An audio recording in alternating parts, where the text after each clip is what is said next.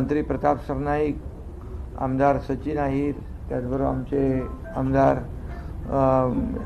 मुर्जी पटेल, अतिरिक्त मुख्य सचिव आमचे असीम गुप्ताजी, महापालिका आयुक्त अश्विनी भिडेजी आणि आपल्या बेस्टच्या सोनिया सेठीजी, नवीन सोना आणि सर्व आपले संघटनेचे सर्व सगळ्यांची नावं मी घेत नाही, माफ करा, म्हणजे कोणाचं राहून गेलं तर ते तर सर्व प्रतिनिधी यांच्याबरोबर एक चर्चा सकारात्मक झाली आणि या चर्चेतून बेस्टच्या ज्या काही कर्मचाऱ्यांच्या अडचणी आहेत त्याही लक्षात आल्या.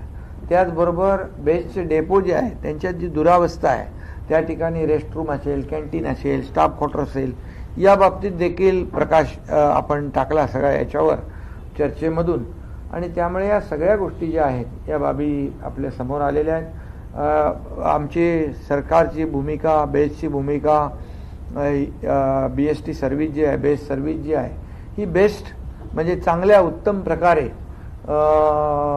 लोकांना मिळाली पाहिजे, ही भूमिका आणि भावना आमची आहे. त्यामुळे बेस्ट सर्व्हिस चांगली सुरू राहिली पाहिजे, सेवा सुरू राहिली पाहिजे, लोकांनाही सेवा मिळाली पाहिजे आणि जे सेवा देत आहेत त्यांच्याही अडचणी दूर झाल्या पाहिजे.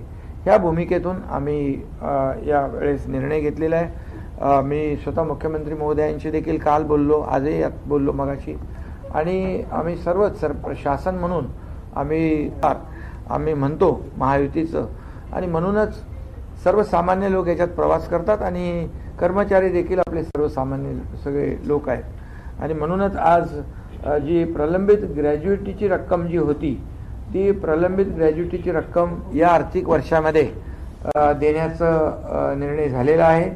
ती रक्कम त्यांना मिळेल. त्याचबरोबर ज्या आता वेटलीच्या गाड्या ज्या आहेत कॉन्ट्रॅक्टवरच्या त्या जास्त आहेत आणि मालकी हक्काच्या म्हणजे बेस्टच्या गाड्या कमी आहेत.